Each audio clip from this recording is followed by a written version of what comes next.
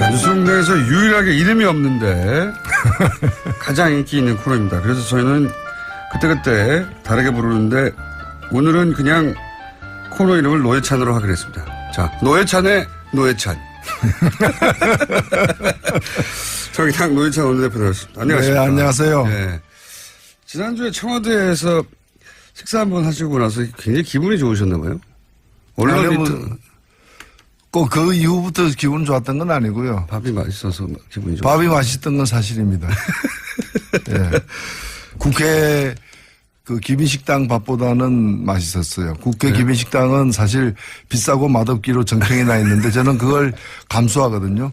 왜냐하면 국민의 국회의원에 대한 징벌이기 때문에. 징벌이기 때문에. 근데 이제 그 다녀오신 이후에 당연히 네. 각 원내대표들이 여러 매체에서 이제 인터뷰를 했는데 네. 제가 대표님이 하는 인터뷰에도 찾아서 봤는데 상당히 기분이 좋으셨던 걸로. 왜 기분이 그렇게 좋으셨어요? 아니요, 뭐 저는 있는 대로 전하려고 노력을 했고요. 왜냐면은 그 아무래도 정치인들이다 보니까 자신들의 어떤 정치적인 주장과 입지에 맞게끔 이렇게 해석해서 네. 좀 전달하는 경향이 있더라고요. 그렇죠. 제가 볼 때. 근데 저는 그날 굉장히 중요한 발언을 여러 개를 들었고 네. 그다음에 무엇보다도 그 만남 자체가 과거의 관례를 깨는 행위였거든요. 과거에는 사실 청와대는 여당만 상대했습니다. 이걸 그렇죠. 이제 당정협의, 당청협의라고 했고요. 그래서 네. 여당대에서 여당을 조정하는 거죠. 직접 안 나서고. 네. 그리고 조정받은 여당이 야당을 만나는 겁니다. 네. 그 여의도에서 원내협의 같은 거죠. 네. 그런데 이번에는 청와대가 직접 나서가지고 네. 일종의 실명제죠. 뒤에 숨지 않고 직접 나서서 소통하겠다. 여야랑 함께 소통하겠다는 게 야당 입장에서는 굉장히 좋은 기회인 겁니다. 그렇죠. 그리고 그 여러 가지 격식을 넘어서서 그 민감한 문제들에 대해서 기자들한테 질문도 안 받던 전임 대통령과 비교해 볼 때 그 민감한 문제들에 대해서 아무런 사전 시나리오 없이 야당 대표들을 만나가지고 바로 그 자리에서 하나하나 다 토론해 버렸거든요. 사실 그 토론이 다 안 알려져서 그런데 그래서 저는 굉장히 깊이 있는 얘기가 그 자체로 유익하고 무엇보다도 이런 모임 자주 해주세요라고 야당 대표들이 얘기해야 되는데 대통령이 먼저 오늘 만나는 건 일회용이 아니다. 상시적으로 만나겠다. 협의체도 만들자. 이렇게 더 먼저 제안을 했기 때문에 저는 그런 점에 관해서는 우리가 좋게 평가 안 할 수가 없는 거죠. 저만이 아니라 다른 야당 원내대표들도 굉장히 이제 흡족했던 걸로 저는 기억하고 있습니다. 그렇군요. 저는 밥이 맛있어서 그런 줄 알았더니. 밥까지 맛있었습니다. 밥까지 맛있었습니다. 그 이름표 문제 있잖아요. 네.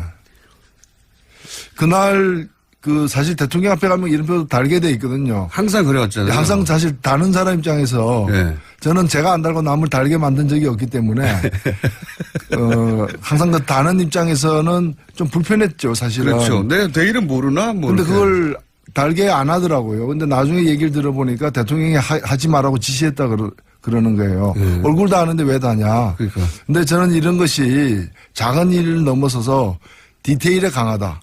이 디테일 하나하나가 주는 메시지가 꽤 울림이 있다고 보는 게. 저도 그날도 원탁에서 상석 없이 식사를 했습니다. 네. 그 다음에 이름표를 띄었고요. 바로 그 전날에도 보면은 그 광주 시민들에게 비표 없이 초청장 없이 5.18 행사장에 들어오게 신분증만 있으면 들어오게 만들었거든요. 있습니다. 예. 그 다음에 뭐 심지어는 그 니물리한 행진곡을 재창하는데도 발뚝질할까 말까 고민을 저는 잠시 했었는데 그냥 옆에 사람 손잡고 노래 부르도록 만들어버렸어요. 사회자가. 그리고 그 합창단들도 그 중창을 했던 성악가들도 지역별 안배를 12명씩이나 한 것이거나. 그거 저도 놀랐습니다. 굳이 그렇게까지 신경 쓰는 건. 네. 그런 것들이 저는 작은 하나하나에 뭔가 앞으로 어떤 그 국정을 끌고 나갈 운영 방식에 대한 어떤 함의가 들어가 있지 않느냐. 그게 지켜진다면은 굉장히 박수 칠 일이다. 이렇게 생각됩니다. 그래서 칭찬을 많이 하셔가지고 저는 계속 밥 때문인 줄 알았는데. 그리고 나서 그 몇 가지 이제 언론에서 거론하신 것 중에 하나가 이제 강경화 외교부 장관 후보자 같은 경우는 저희가 잠깐 다루긴 했습니다. 이 앞에 위장 전임이랑 그다음에 국정 문제가 있었는데 위장 전임에 대해서는 과거 사례하고는 다르게 봐야 된다는 인터뷰를 또 하셨어요. 예, 뭐 질문이 들어와가지고 네. 일단은 문제가 된 두 가지 중에서 이중국적 문제는 네. 이 해당하는 사람이 딸이기 때문에 여성이기 때문에 그렇죠. 병역 면탈하고 상관이 병역 없는. 면탈을 위한 게 아니란 건 분명한 것이고 그렇다면은 그래도 문제는 될 수 있지만 네. 이제 큰 문제는 아니다. 과거의 이중국적 문제하고는 좀 다른 거죠. 네네. 네. 그다음에 위장 전입 문제는 제가 이건 좀 더 들여다봐야 된다. 보도된 것만 보고 판단하기 어렵다라고 얘기를 먼저 했습니다. 다만 이 위장 전입이 청와대의 해명에 따르면은 그 외국에 있는 아이가 이제 고등학교를 전학하는 과정에서 친척집에 잠시 있었던 걸로 이렇게 얘기됐기 때문에 그것이 사실이라면은 뭐 예를 들면 뭐 농지를 갖다가 그러니까요. 이렇게 매입하기 위해 부동산. 가지고 살지 않는 걸 사는 것처럼 한 그런 부당한 이익을 얻기 위한 것하고 조금 다르지 않느냐. 그런 사실 차원에서. 이게 유일로 지금 그 부총리 예.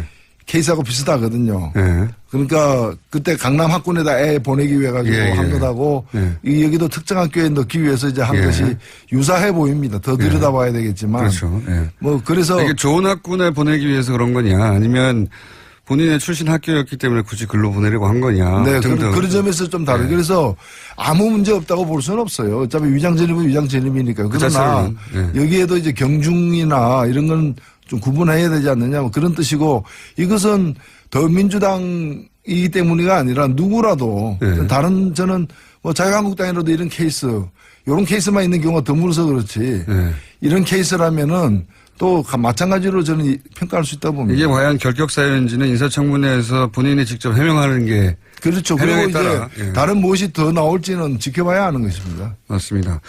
그 부분을 별도로 두고 이 장관 자체 자질에 대해서는 어떻게 평가하십니까? 논평을 꽤 호의적으로 정의당에서는 냈던데. 예, 일단 우려되는 아직 확인되지 않은 점들도 사실은 있습니다. 예. 뭐 북핵 문제를 다뤘지 않았다는 건데 저는 이제까지 다룬 사람들은 뭐냐? 잘 다뤘느냐? 잘 다뤘으면 이 모양 이 꼴이 됐겠느냐는 의문도 있고요. 예. 다만 이 외무고시 출신 아닌 사람, 특히 여성을 그 자리에 앉혔다는 것은 그냥 이 민간인을 갖다 국방부 장관 앉힌 것보다 더한 사실은 그 조직에 충격을 주는 일입니다. 조직 입장에서 그렇죠. 예, 그리고 외교부 장관이 외교를 갖다가 총괄 독단적으로 책임지는 자리는 아니기 때문에 무엇보다도 외교는 대통령이 책임지는 자리고 그다음에 국가안보실장이라고 하는 여러 스텝들이 있기 때문에 저는 외교부 장관에 있어서 그동안에 이제 외무고시 출신으로 그 익숙한 사람 그리고 주로 보면 그 오랫동안 외교부에 있으면서 주로 이제 그냥 좀 미국에 치우친 그런 미국 나이죠, 미국 나이. 예. 그런 이제 어떤 뭐 정권의 대통령의 말보다는 어떤 미국 눈치를 더 보는 게 몸에 습관화되어 있는 그런 사람이 아닌 사람 쪽에서 됐다는 점에서 저는 그 자체만 놓고 보더라도 꽤 평가할 만하다. 평가할 만하다 이렇게 봅니다. 이제 첫 번째로 이낙연 총리 인사청문회가 시작되잖아요. 내일부터인가 그렇습니다. 인사청문회. 네. 어떻게 전망하십니까? 인사청문위원회에서 정의당은 빠졌던데. 죄송합니다. 뭐 부덕의 소치인데 이게 지금 그 일반인들은 잘 모르시지만 국회 내에는 현재 그 일정한 공식이 있습니다. 그 공식에 의해서 이제 각 당에다가 이제 배분을 하는데 인사청문회법에 의해서 13명으로 돼 있고 정원이 13명을 나누면은 바른당이 32명이었을 때는 정의당에 1명이 옵니다. 인사청문회. 근데 바른당에 12명이 절로 건너갔지 않습니까? 자유당으로.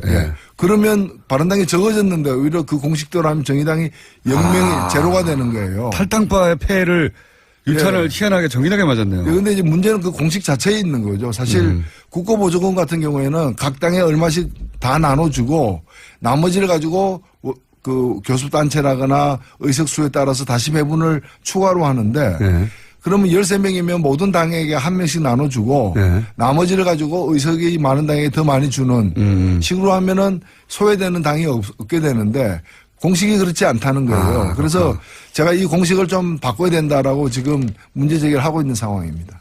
그러네요. 아니 국민들의 민의를 반영한다는 의미에서도 정의당이 요즘 지지율이 다른 정당방 못지 않은데 그렇죠. 비슷한데요 다. 그러니까 우리 많이 달라는 건 아니고 최소한 어느 당이든 한 석은 줘야 된다. 원내에 있다면은 우리 택시를 타다 보면 기본요금이라는 게 있잖아요. 뭐 500m 간다 그래가지고 500m만큼 요금 주는 게 아니라 기본 요금을 일단은 주잖아요. 그래서 기본 이 의석은 할당해야 된다 발언권은. 네. 그 다음에는 이제 지지율에 따라서 의석에 따라서 되는 거다. 사실 지지율로 하면은 저희들이 한석 얹고도 남죠 사실은 지금. 한석이 뭡니까? 네. 지금 대선에서 이기고 얼마 안 됐기 때문에 민주당은 제외하고 말하면 나머지 정당의 지지율 차가 거의 없어요. 거의 비슷해요. 네, 거의 다 비슷합니다. 도토리죠. 거의 비슷하기 때문에 사람들이 지지하는 정도로 나누자면 한석이 아니라 한 두세 석 얻어도 되는 상황인데요. 여간 인사청문회에서 정의당 청문위원이 현재 없는 상황입니다. 바른당에서 13명이 탈당하는 바람에. 전망은 어떻게 보십니까? 이낙연 총리 후보 인사청문회는. 아마 좀 시끄러울 것 같아요. 초반이니까. 예, 초반이니까. 네. 어떻게든. 사실 지금 지지율을 말씀하셨습니다만은 특히 보수 야당들이 지지율이 지금 보면은 당의 존립에도 위태로운 그런 지지율이거든요. 자유한국당 특히 심각하죠. 예. 국회의원 100명이 넘는데. 그렇죠. 그리고 또 내부에 지금 여러 가지 당대표 선거 등의 어떤 그런 권력 암투가 시작된 상황이기 네. 때문에 전통적으로 그래 왔지만은 그런 문제를 갖다가 해소시키는 위기에서 이제 빠져나오는 방법 중에 하나로 이 대여 투쟁을 갖다 강화하는 그렇죠. 그런 경향이 있어 왔습니다. 이번에도 그럴 걸로 보이고 그래서 네. 여러 가지 사안에 대해서 예를 들면 위장전입 한 건 있다 그러면 그것이 어떤 위장전입인지 관계없이 그냥 최대한 또 화력을 집중한다거나 그렇겠죠. 이런 건데 지금 여러 건이 있는 것 같아요. 총리 내정자에 의해서 많이 해명은 사실 제가 볼 때 되어 가고 있는데 또 다른 여러 가지들이 또 나오고 있기 때문에 이걸 가지고 아마 갈 때까지는 가볼 것 같습니다. 갈 때까지는 가볼 것. 그게 이제 1회 문제 혹은 5회 정도 문제가 하더라도 어떻게든 100으로 보이게 만들고 싶어 하는 게 야당의 생리죠 원래. 네. 그럼 더군다나 이제 정권 초에는 특히 심하잖아요. 특히 사실 박근혜 정부 같은 경우에는 이 총리 내정자를 영업후 이렇게 잘못된 사람을 내정하면서 이 청문회 가기도 전에 문제가 되고 이렇게 해가지고 사실 집권 초반에 그냥 다리에 힘이 빠지게 된 주요 계기가 되었었죠. 후보들의 문제가 기본적으로 많기도 했고요. 예. 근데 그러면서 지지율도 많이 이제 빠지기도 했고 그랬었는데 이번에도 이제 그렇게 만들려고 하겠죠. 예. 그런데 그렇게 절실하게 공격을 해야 되겠다고 야당이 마음먹지 않을 수 없는 게 보수 야당이 문재인 정부 지지율이 원래 출범 초기에 모든 정부가 높긴 하지만 과거에 수치하고 비교해도 유난히 높은 편이거든요. 인수위가 없어서 그런 점도 있는 것 같습니다. 그러니까 인수위라고 하는 좀 김 빠지는 기간 없이 바로 임기를 시작해서 그런 것도 있는 것도 같고 또 실제 이제 이전 정권 박근혜 정부하고 너무 비교돼서 그런 것도 있는 것 같고요.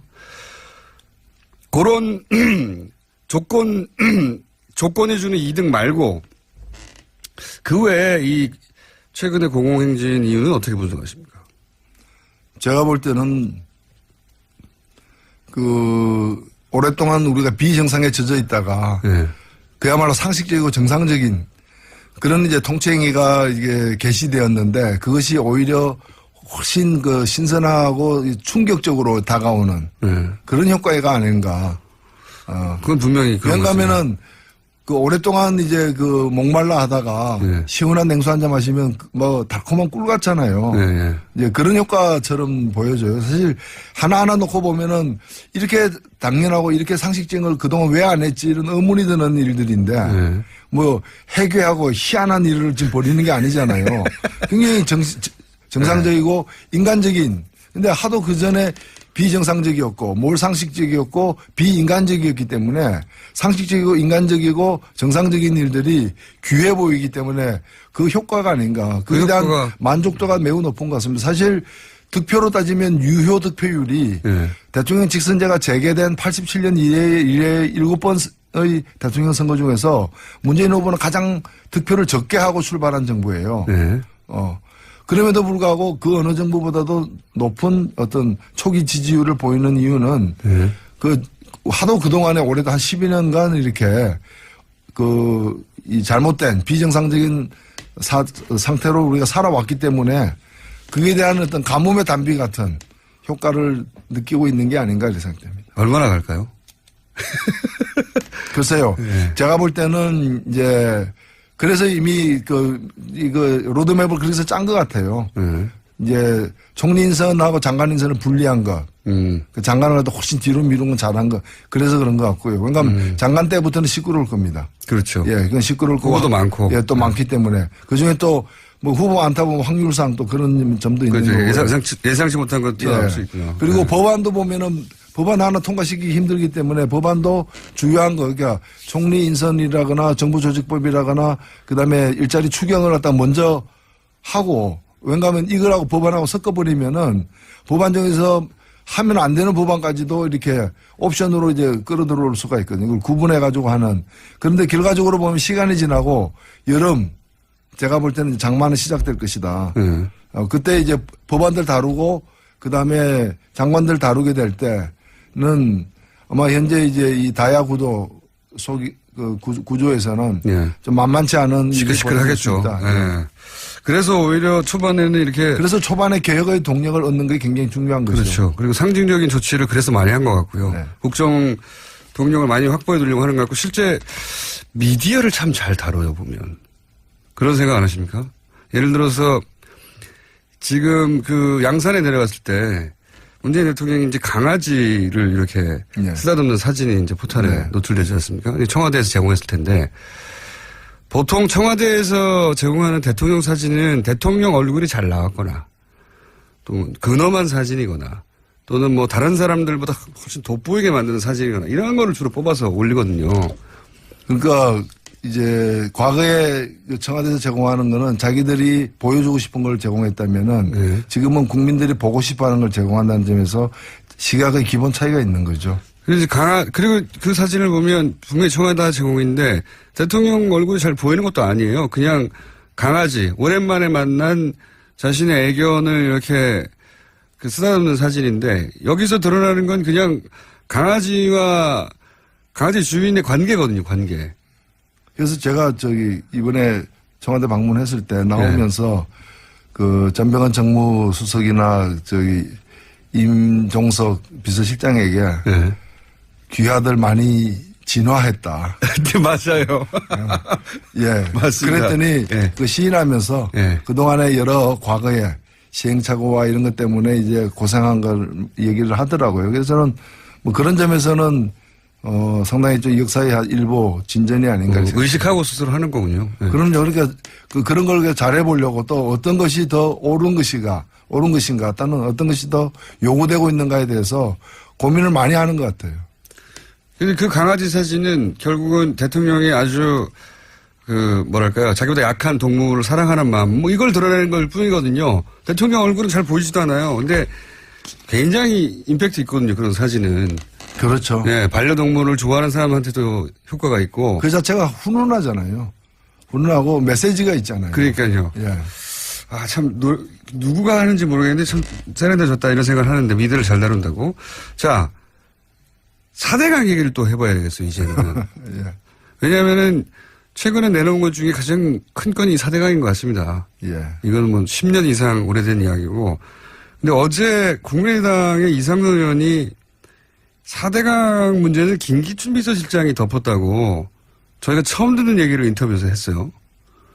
이 대목은 어떻게 생각하십니까? 예, 뭐 저도 전에 듣기로 국정원 댓글 사건으로 곤란에 빠진 박근혜 정부에서 사실상 핵심 실세였던 김기춘 실장이 이 전선이 이렇게 확대되는 걸 막기 위해서 이제 정권이 좀 어려움에 처해 있기 때문에 전 정권의 비리를 갖다가 덮어물어서 전 정권은 아군으로 그냥 무장 해제시키는 그런 의도였다고 보는데 저는 그 말이 사실일 수 있다고 봅니다. 그러나 그 사실만은 아닐 것이다.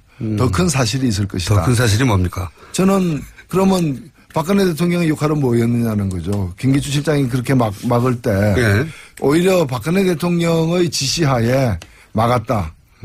그리고 그 심부름을 한 책임자가 김기춘 실장이었다. 저도 잘 이해가 안 갔던 게 저는 어떤 생각이 드는가 하면 이거는 박근혜 정부와 그 전 정부였던 MB 정부 간의 커넥션이라고 봅니다.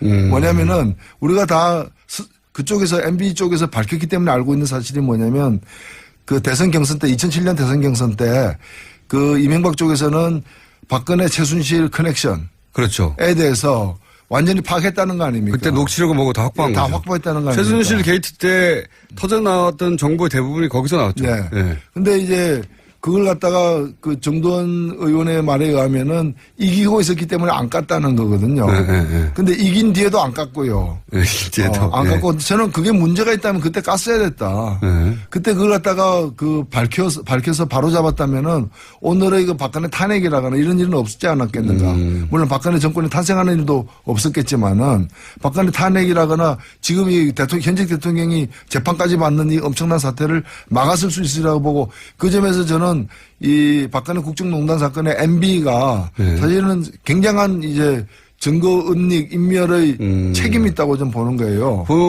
그런데 박근혜 정부 초기에 예. MB가 그걸 갖고 있다는 거는 우리가 알고 있는 만큼 박근혜 당시 대통령은 더 잘 알고 있었을 것이고. 경선에 싸웠으니까요. 네, 그래서 제가 볼 때는 MB가 그걸 왜 밝히지 않았는가. MB 정권이. MB 정권 퇴임 이후에 예. 자신들을 보호하기 위한 어떤 그런 방편으로 그걸 계속 쥐고 있었고 그걸 쥐고 있는 MB를 갖다가 뭐 그 원세훈 문제라거나 여러 가지 국정원 문제나 이런 게 칠 수가 없었던 거죠. 그래서 서로 범죄자들끼리 서로 공모한 거죠.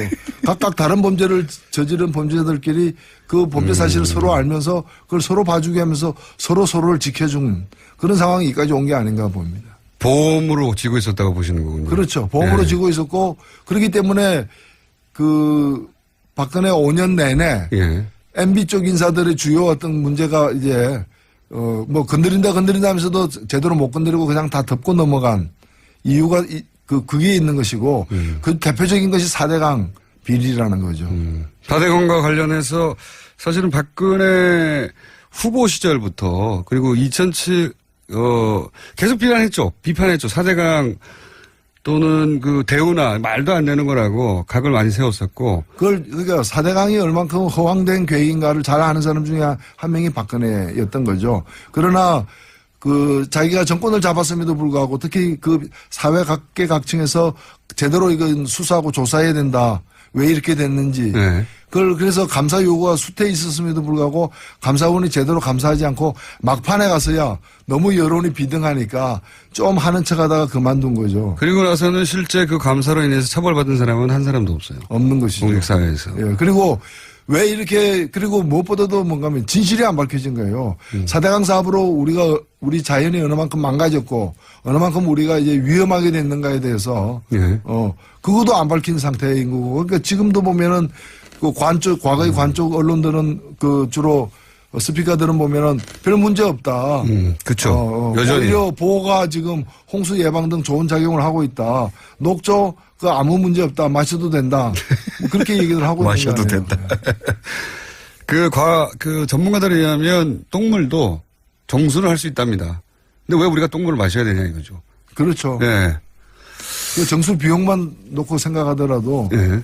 뭐 그렇게 갈 수는 없는 것이죠. 그러니까 이제 대표님이 보시기에는 이상돈 의원은 김기춘 비서실장이 막았다고 하지만 김기춘 비서실장은 실행을 했을 뿐이지 그것을 막으라고 지시한 사람은 박근혜 전 대통령이었다고 봐야 된다. 당연히 그렇게 봐야 되는 거고 네. 더 거슬러 가면은 이명박 쪽에서 쥐고 있었던 박근혜 최순실 커넥션의 어떤 전모, 약점. 그걸 갖다가 터뜨리는 걸 막기 위한 것이었다 보는 거죠. 2007년 경선 때 가지고 있던 그 뭐 녹취록 정도가 아니라 정권을 잡고 난 다음에는 훨씬 더 많은 정보를 취득했겠죠, 아마도. 그렇죠. 예. 그러니까 저는 정도원 의원은 문제라고 보는 것이 지금 이런 엄청난 사태가 지금 발생하고 대통령이 파면되고 탄핵되고 감옥까지 간 상황에서도 왜 진실을 안 밝히냐 이거예요. 누구를 위해서 진실을 안 밝히냐 이거죠. 정두환 의원요? 예. 정도원 의원이 다 안다고 하면서 안 밝히고 있거든요. 아, 이 4대강 관련해서요? 예. 저희가 인터뷰 아니요. 4대강이 아니고 예. 그 박근혜 최순실 커넥션에 대해서 예. 당시 조사 책임자였지 않습니까? 아, 인터뷰도 많이 했습니다, 사실. 예. 했는데 예. 다 밝히지 엄청난 게 있다는 거면 얘기해. 그랬나요? 예. 아, 인터뷰 해봐야 되겠네요.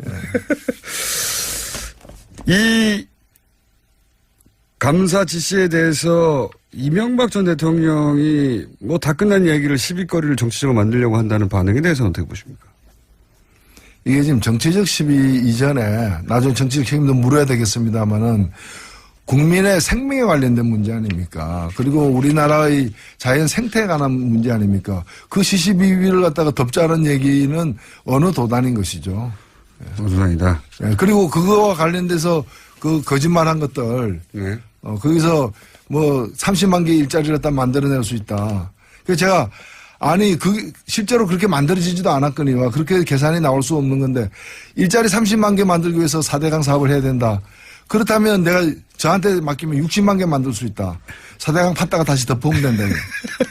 제가 그런 얘기까지 했는데 그게 말이 안 되는 거죠. 제가 남한강 이포보에 갔더니 네. 이포보에 갔더니 거기가 1,500억 이상 되는 그런 그 재정이 들어가는 공사를 하고 있었어요. 이포보를 보를 설치하는데 근데 거기에 고용된 사람이 모두 34명이었고요. 네. 그 태반이 중국 사람이어가지고 그 안전 조심 뭐 이런 거 있잖아요. 네. 그 산업 현장에 붙이는 큰 플래카드가 다 중국어로 돼 있었어요.